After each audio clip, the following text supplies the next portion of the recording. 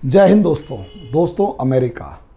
अगर अमेरिका को देखें तो पिछले लगभग एक साल से अमेरिका में जिस तरीके की उठापटक हुई और जिस तरीके से ट्रंप और जो बाइडन के इलेक्शंस हुए, इलेक्शंस के बाद काउंटिंग हुई, काउंटिंग के अंदर दुनिया जो है वो नज़र गड़ाए बैठी थी कि कौन जीतेगा। उसके बाद जो जीता जो बाइडन, उसके बाद शपथ ग्रहण से पहले ट्रंप के समर्थकों द्वारा वाइट हाउस पे हमला करना, शोर मचाना, एक पूरा डेमोक्रेसी को शटर करके रख देना और उसके बाद जिस तरीके से जो बाइडन ने अपने अमेरिकन आर्मी को जो बाइडन की या अमेरिकन आर्मी ने जिस तरीके से अफ़गानिस्तान छोड़ा और अफ़गानिस्तान छोड़ने के बाद महज कुछ दिनों के अंदर काबुल तक के ऊपर तालिबान का कब्जा हो गया और तालिबान के कब्ज़े के पीछे पाकिस्तान का रोल नज़र आया। इसने पूरी दुनिया को स्तब्ध करके रख दिया और हालात ये हो गए, पूरी दुनिया को हिलाकर रख दिया, स्तब्ध कर दिया। लेकिन हालात यहाँ तक हो गए कि यहाँ सिचुएशंस को थोड़ा समझना ज़रूरी है कि असलियत में क्या जो बाइडन की एक गलती अमेरिका बर्दाश्त करेगा। तो सवाल ये है कि अब कुछ ऐसी अमेरिका ने स्टेप्स लेनी शुरू करी जिससे पाकिस्तान जो है वो थोड़ा घबराया हुआ है और हालात उसके काफ़ी ज़्यादा बुरे होते हुए नज़र आ रही हैं। तो सवाल ये है, ऐसा क्या है, कौन सा स्टेप है, इसके ऊपर डिस्कशन करने जा रहे हैं। लेकिन उससे पहले छोटी सी इन्फॉर्मेशन, यूपीएससी की तैयारी कर रहे हैं और आपको लगता है कि आपके बेसिक्स जो हैं वो स्ट्रांग हो चुके हैं, तो ऐसी सिचुएशन में हमारे खासकर बहुत सारे स्टूडेंट्स की सिलेक्शन इसलिए नहीं हो पाता क्योंकि वो कहीं ना कहीं बहुत सारे टॉपिक्स को कवर नहीं कर पाते और टॉपिक्स को इस तरीके से कवर नहीं कर पाते कि उन्हें समझ में नहीं आता कि क्या करें। ऐसी सिचुएशन में दोस्तों हमने 11 अक्टूबर से एक नया बैच लॉन्च करने का डिसाइड किया है और उस बैच के अंदर हम जितने भी रिनॉन्ड इंस्टीट्यूट्स हैं उन सब की टेस्ट सीरीज़ आप लोगों को करवाएंगे, उनके क्वेश्चंस डिस्कस करेंगे, टॉपिक्स का प्रॉपर डिस्कशन होगा, उन टॉपिक्स से रिलेटेड नोट्स बनेंगे, वो जो मॉडल आंसर्स हैं वो प्रिपेयर करवाएंगे और उसके साथ साथ जो भी आपकी रिलेटेड डाउट्स हैं वो कंप्लीट करवाए जाएंगे। नॉर्मली कोई भी स्टूडेंट होता है जब वो तैयारी कर रहा होता है तो उनसे वो मेंस की टेस्ट सीरीज़ सॉल्व नहीं हो पाती और इसीलिए बच्चा जो है वो पीछे रह जाता है और इसमें हिंदी मीडियम का खासकर स्टूडेंट कहीं ज़्यादा पीछे रह जाता है। इसीलिए दोस्तों हमने इस टेस्ट सीरीज़ को, इस कोर्स को लॉन्च किया है। इसमें अलग अलग इंस्टीट्यूट्स के जो क्वेश्चंस हैं उन पर्टिकुलर इंस्टीट्यूट्स के नाम से आपको फ़िल्टर करके बताए जाएंगे कि ये क्वेश्चंस इनके अच्छे हैं, इंपॉर्टेंट हैं और इनको आप इस तरीके से प्रिपेयर कर सकते हैं। बाकी आप किसी भी इंस्टीट्यूट की टेस्ट सीरीज़ ज्वाइन करें, हमें इसमें कोई समस्या नहीं है। अब रही बात, इन 2 नंबर्स पर कॉल करके आप फर्दर इन्फॉर्मेशंस ले सकते हैं नए बैच के बारे में। बाकी आगे जब जुड़ेंगे तो आपको इसके बारे में नॉलेज आ जाएगी। दूसरा देखो दोस्तों, 13 सितंबर से 13 सितंबर से हमारा एक बैच लॉन्च हुआ है और इस 13 सितंबर वाले बैच के अंदर अगर बच्चा 9th to 12th क्लास के किसी भी बैच में है तो यहाँ पर इसका इंटीग्रेटेड प्रोग्राम हमने स्टार्ट किया है।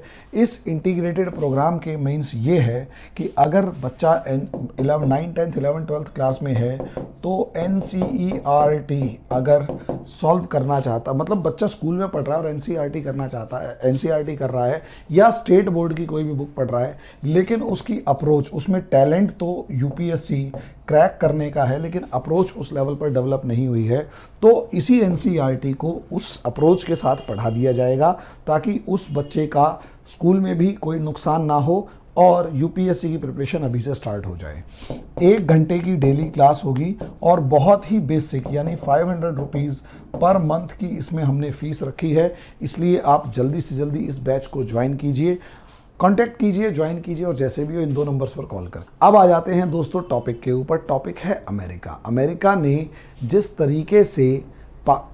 तरीके से अमेरिका ने तालिबान को छोड़ा या अफ़गानिस्तान को छोड़ा, वहाँ अगर आप देखें तो तालिबान ने अपने आप को विक्टोरियस घोषित किया कि मैं जीत गया। तालिबान ने कहा कि मैं जीत गया और तालिबान ने जैसे ही कहा मैं जीत गया, अमेरिका तालिबान से बाहर, अफ़गानिस्तान से बाहर निकला तो सबसे ज़्यादा एक तरीके से इंसल्ट अमेरिका की हुई, और उसके बाद जो क्रेडिबिलिटी लॉस हुआ, क्रेडिबिलिटी लॉस यानी एक विश्वसनीयता जिस तरीके से ख़त्म हुई, उसको देखना सबसे ज़्यादा ज़रूरी है। उसको देखना सबसे ज़्यादा ज़रूरी है। उसको ये देखना सबसे ज़्यादा ज़रूरी है कि भैया क्रेडिबिलिटी लॉस की अगर बात की जाए, क्रेडिबिलिटी लॉस की अगर बात की जाए तो अमेरिका के हालात इस टाइम पर ये हैं कि पूरी दुनिया अमेरिका के साथ अपने रिलेशंस को रीअसेस करने की कोशिश कर रही है, सोच रही है कि क्या अमेरिका भरोसे के लायक है। लेकिन अमेरिका की एक ख़ास बात ये है दोस्तों कि वहाँ पर डेमोक्रेसी है, और डेमोक्रेसी बहुत मजबूत है, इसमें कोई दो राय नहीं है।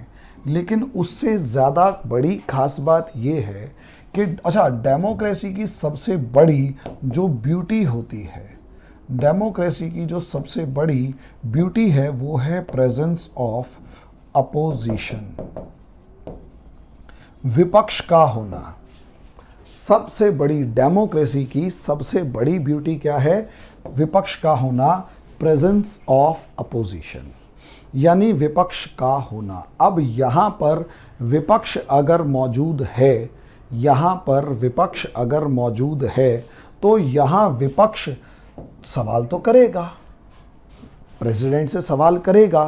तो यहाँ पर ही प्रेसिडेंट से जब सवाल उठने लगे, टोनी ब्लिंकन को घेर कर रखने की कोशिश की गई, या यूं कहें कि घेर के खड़ा कर दिया, बोलती बंद कर दी गई। टोनी ब्लिंकन वहाँ के विदेश मंत्री, जब उनको मतलब विदेश और रक्षा मंत्री जो भी हैं, तो जब उनको वहाँ पर घेर कर खड़ा कर दिया, बोलती बंद कर दी, तो यहीं से दोस्तों अमेरिका की सरकार के ऊपर एक दबाव बना कि असलियत में जैसे ही आप तालिबान से निकले हैं तो यहाँ पर उस सारे के सारे 20 साल के रोल को आप रीअसेस करके बताओ कि असलियत में हुआ क्या है और हमारे साथ क्या बनी है, क्या घटी है कि हमें यहाँ अफ़गानिस्तान से लगभग भागना पड़ा है। तो यहाँ पर तालिबान के मामले में तो अमेरिका के पास बोलने के लिए बहुत कुछ नहीं है, लेकिन जिस तरीके से पाकिस्तान ने काबुल के ऊपर कब्जा किया और जिस तरीके से पाकिस्तान ने पंजशीर के इलाके के अंदर रोल प्ले किया, उससे खुले तौर पर अमेरिका की जो कांग्रेस है उसने सवाल खड़े कर दिए कि असलियत में तुम लोगों ने 20 साल में पाकिस्तान ने हमारी मदद की, क्या करी, कैसे करी, उसको रीअसेस करें या ना करें। यानी उसके बारे में सोचें कि सच में पाकिस्तान ने मदद ही करी है या ढोंग किया है। यहाँ समझ लीजिए असलियत में पाकिस्तान के ही एक ऑफिसर का साफ साफ शब्दों में कहना था कि हमने अमेरिका की हेल्प से अमेरिका को हराया, यानी defeated America with American help, with American help, यानी हमने अमेरिका की मदद से ही अमेरिका को हरा दिया। ये बिल्कुल सच बात है।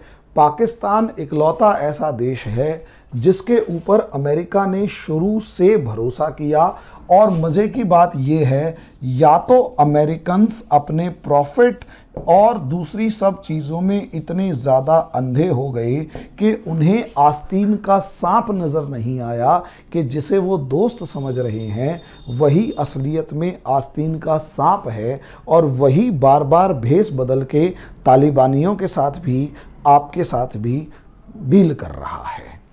यहाँ इसे समझिए, अमेरिकन्स ने असलियत में पाकिस्तान को जितना फ्री हैंड दिया और जिस हिसाब से अमेरिकन्स इस टाइम पर, अमेरिकन पार्लियामेंट 20 साल की बात कर रही है, मेरा मानना ये है 20 साल से भी पुराना रोल। मैं तो इस रोल को 1979 से 1989 में देखना चाहूँगा कि असलियत में पाकिस्तान ने अमेरिका को साथ दिया, उसके बदले में उसको क्या मिला। असलियत में इस 1979 से 89 के अंदर जो फर्स्ट अफ़गान वॉर हुआ, इस फर्स्ट अफ़गान वॉर में पाकिस्तान के अंदर आईएसआई सबसे ज़्यादा मजबूत हुई। पाकिस्तान के अंदर आईएसआई सबसे ज़्यादा मजबूत हुई और वो आईएसआई मिलिट्री के बराबर आकर खड़ी हो गई और पॉलिटिकल जो पावर्स थी उनसे कहीं ज़्यादा मजबूत हो गई। आईएसआई और मिलिट्री का जो पावर थी वो पॉलिटिकल पावर से कहीं ज़्यादा मजबूत होकर सामने आई। यानी एक पाकिस्तान के अंदर डेमोक्रेटिक सिस्टम जो पहले ही पनप नहीं पाया था उसको वहीं पर मार डाला गया। लेकिन 1989 के बाद इसी पावर और इसी लीवरेज को जिस तरीके से अमेरिका 1989 में जिस तरीके से जीत के सही या कैसे भी पाकिस्तान से मतलब अफ़गानिस्तान से वापस आया, तो पाकिस्तान को इस अफ़गानिस्तान के ठेकेदार के रूप में छोड़ के आ गया। अब जब पाकिस्तान को ठेकेदार के रूप में छोड़ के आया और साथ में जो क्या नाम है जो नॉन नाटो अलाई का नाम दे दिया और ये कहा कि पूरी दुनिया के अंदर आपको हम बहुत सारी लीवरेज देंगे, बहुत सारे बेनिफिट्स देंगे, आपको सब मतलब जो भी डिफेंस के मामले में सपोर्ट थी वो देने की वादा किया गया, तो अंदाज़ा आप लगा सकते हैं कि पाकिस्तान की इम्पोर्टेंस बढ़ गई। अब पाकिस्तान इसे अपने बैकयार्ड की फॉर्म में लेने लगा कि ये तो मेरे घर का पिछवाड़ा है, मैं जब मर्जी इसको जैसे मर्जी इस्तेमाल करूं, मेरा काम है। यहाँ इसको इस्तेमाल करने के नाम पे पाकिस्तान ने इसे सिर्फ और सिर्फ कश्मीर के मामले में इस्तेमाल किया। और ख़ास बात ये कि ये दौर इंडिया के लाइफ का सबसे क्रूशियल दौर था, इंडिया एज अ कंट्री का सबसे क्रूशियल दौर था, जब इंडिया पॉलिटिकल क्राइसिस से लेकर पॉलिटिकल क्राइसिस और साथ में इकोनॉमिक क्राइसिस तो झेल ही रहा था और उसके साथ साथ कहीं ना कहीं इंटरनेशनल आइसोलेशन झेल रहा था और पाकिस्तान की हर छोटी बड़ी कमज़ोर सरकार इंडिया को हड़काने की कोशिश करती थी, ताकत रखती थी। ये जो ताकत दी, यानी पाकिस्तान को अफ़गानिस्तान की चाबी पकड़ा दी अमेरिका ने। यहाँ माने या ना माने, चाहे गलत वे में ही सही, चाहे उसने सांप पाले, लेकिन सांप भी इतनी शिद्दत से पाले कि उन सांपों ने पूरे इलाके के अंदर अमेरिका जैसी ताकत को हरा दिया। अमेरिका के दिए हुए पैसे से पाकिस्तान ने सांपों को दूध पिलाया जो तालिबान के रूप में उभर के आए। उसी सांप ने अमेरिका को डसने वाले अल कायदा को शरण दी और अमेरिका जैसे बड़े देश, जो बड़ा बहुत ही निहायती बेवकूफ़ों का देश हमें नज़र आया, मुझे तो सच में बेवकूफ़ों से भरा हुआ देश नज़र आता है। भले ही पैसा है, भले ही बिजनेस है, सब कुछ है, लेकिन उनके लिए शायद कैपिटलिज्म है तो पैसा ही सब कुछ है, बाकी जाओ भाड़ में। तो अंधा पैसा जो है, मतलब अंधाधुंध पैसा जो है, वो बुद्धि खराब करता है, दिमाग खराब करता है, इसमें भी कोई दो राय नहीं है। तो यहाँ समझ लीजिएगा असलियत में मामला क्या है।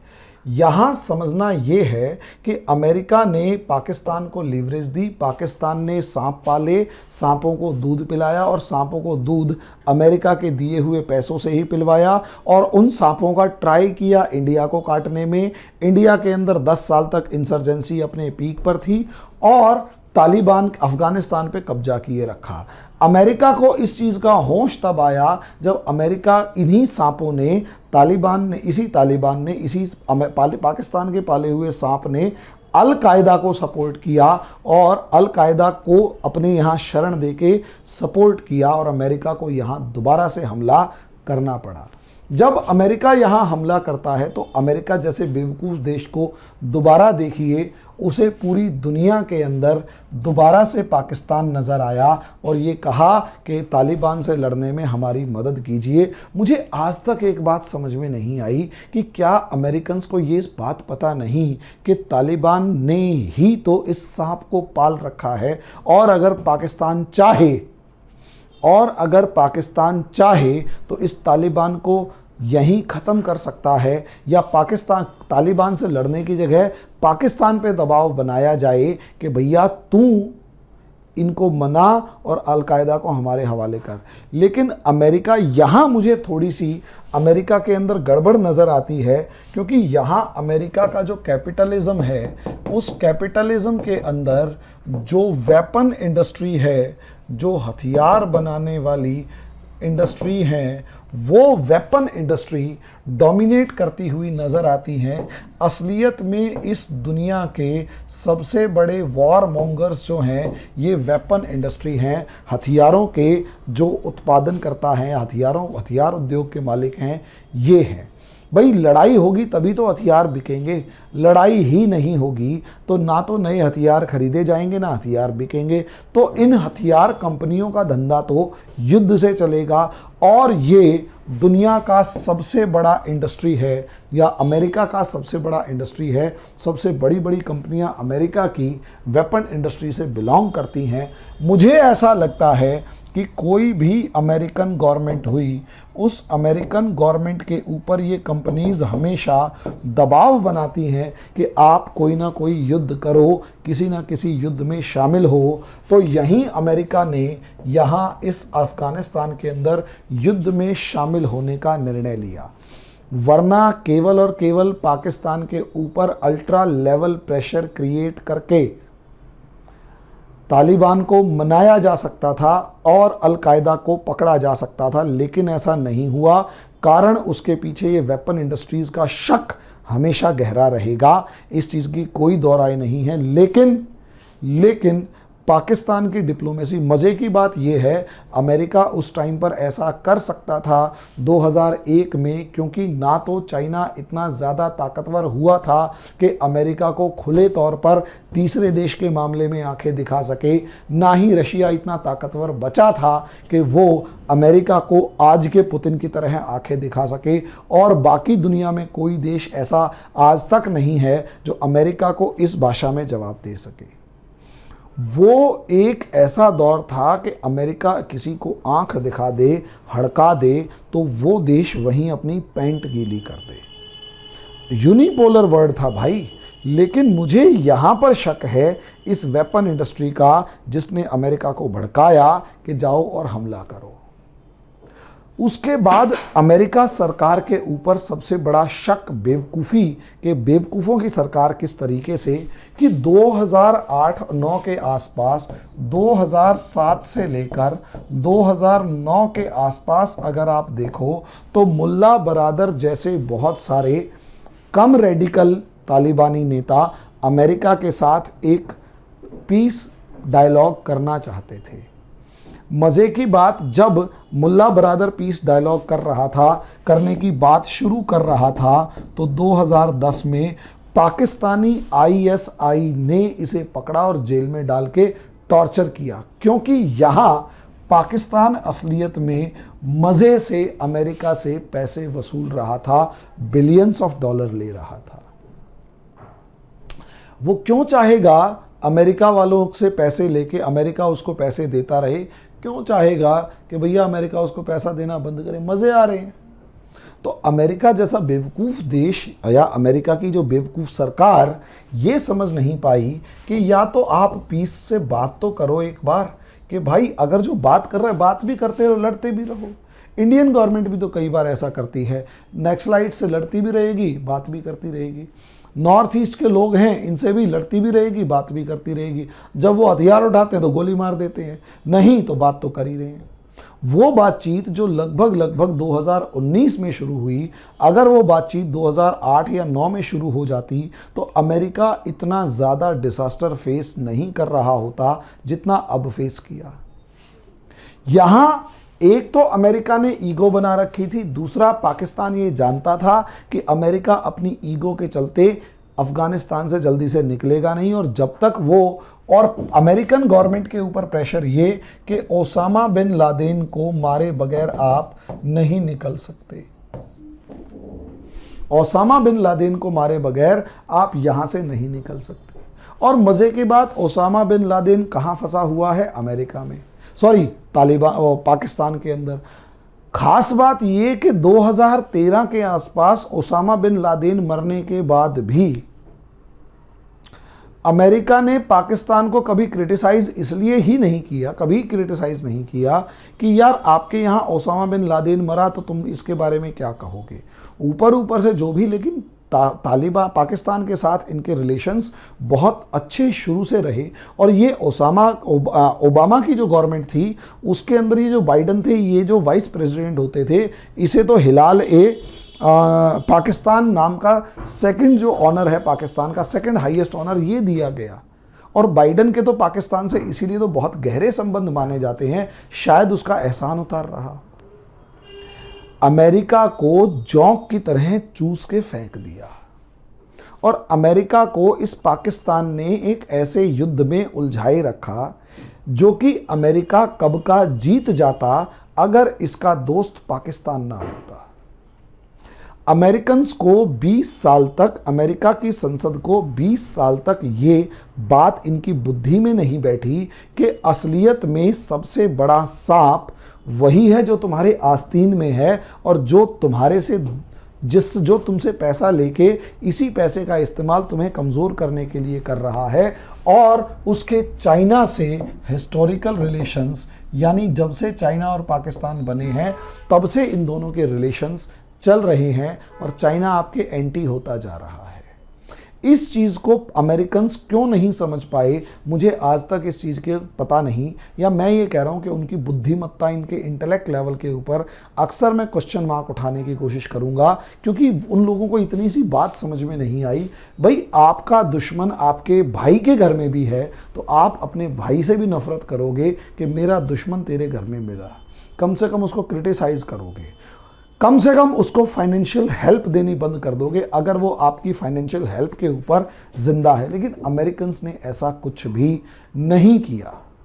नतीजा उसका ये रहा कि ये जो पाकिस्तान है ये अमेरिकन्स को लूटता रहा और तालिबान को मजबूत किए रखा। और मज़े की बात, पाकिस्तान तालिबान का भी सगा नहीं था। पाकिस्तान ने तालिबान की कमर के ऊपर यानी पीठ पर हक्कानी नेटवर्क को इस्टेब्लिश कर दिया कि तालिबान भी जरा सा फालतू बोलेगा तो हक्कानी नेटवर्क वहाँ डोमिनेट करने के लिए तैयार बैठा रहेगा।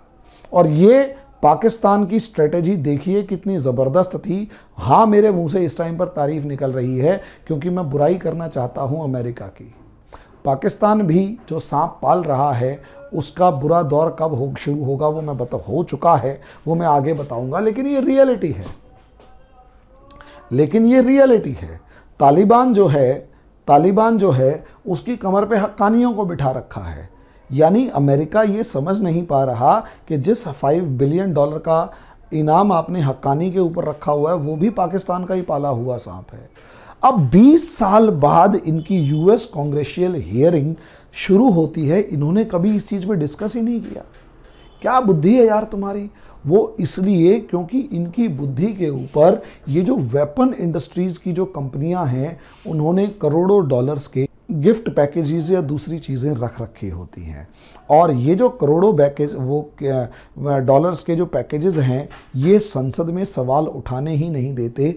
इसका जवाब आपको, इसका प्रूफ आपको तब मिलेगा जब बराक ओबामा अपने आखिरी दिनों के अंदर संसद के सामने स्पीच देते हुए रो पड़े थे, क्योंकि वो कोशिश कर रहे थे कि इस वेपन इंडस्ट्री के ऊपर रेगुलेशंस लगाए जाएं और वेपन्स को रिस्ट्रिक्ट किया जाए।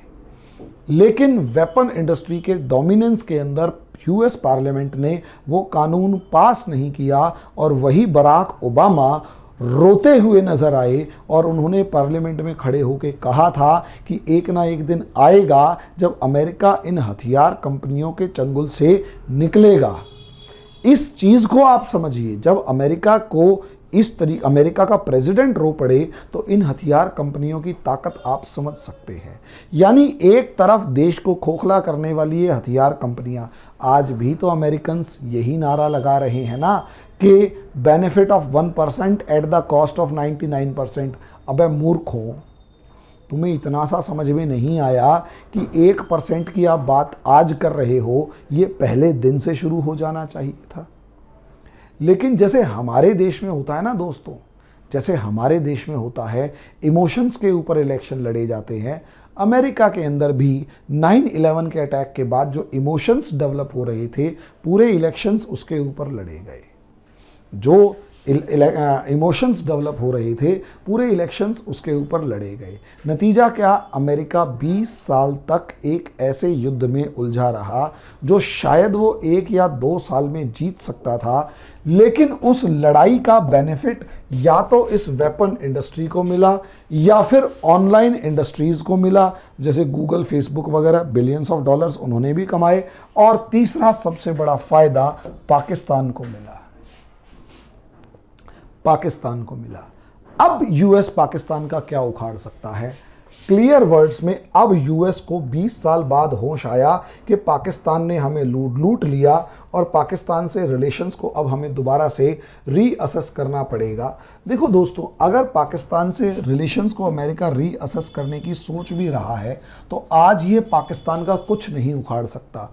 2001 चलो 2010 तक अमेरिका इतना ताकतवर नहीं था कि वो पाकिस्तान जैसे किसी देश को पूरे तरीके से सपोर्ट करके आगे बढ़ सकता, लेकिन इस 20 साल में न जाने कितना पानी बह चुका है। और सबसे बड़ी बात, चाइना अमेरिका से बड़ा हो चुका है और इकोनॉमिक सुपर पावर बन चुका है। अब क्योंकि इकोनॉमिक सुपर पावर बन चुका है, इसलिए अगर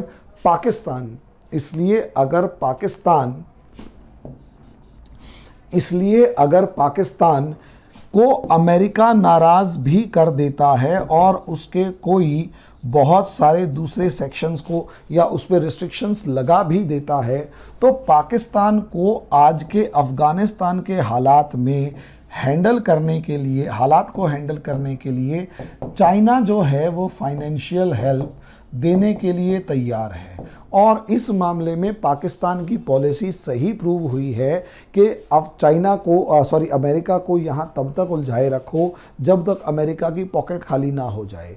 अमेरिका की पॉकेट खाली हो गई, अब चाइना पकड़ लिया और चाइना को अफ़गानिस्तान के अंदर तालिबान ने एक मुर्गे की तरह दोबारा फंसा लिया है। तालिबान के नाम पर और रेडिकलिज्म के नाम पर चाइना को पाकिस्तान ने फंसा लिया है और अब अमेरिका उससे कोई भी स्टेटस छीन ले, कोई खासा फर्क नहीं पड़ेगा, थोड़ा बहुत फर्क पड़ेगा, लेकिन पाकिस्तान जो एक वेश्या की तरह है, उसने अपना नया ग्राहक चाइना के रूप में ढूंढ लिया है। सैंक्शंस लगाए, रिवाइज करे, रिविजिट करे, कोई फर्क नहीं पड़ने वाला पाकिस्तान को। पाकिस्तान ने जो करना था वो कर चुका है, जो बेनिफिट रीप करना था वो अमेरिका से कर चुका है और अमेरिका को 20 साल में जो नुकसान होना था वो हो चुका है। अब अमेरिका सिर्फ और सिर्फ अपनी खोई हुई इज्जत बचाने की कोशिश कर रहा है। जो आगे आने वाले समय में क्या होगा वो वक्त बताएगा। अभी तो इतना है कि अमेरिका इस समय पर हार का असेसमेंट कर रहा है और मज़े की बात, उसे समझ में ही नहीं आ रहा कि वो इसका जवाब क्या दे। बाकी आप लोगों का इस मामले में क्या सोचना है, कमेंट बॉक्स में बताएंगे तो ज़्यादा अच्छा लगेगा। गुफ्तगू करते रहें तो बेटर रहेगा। धन्यवाद।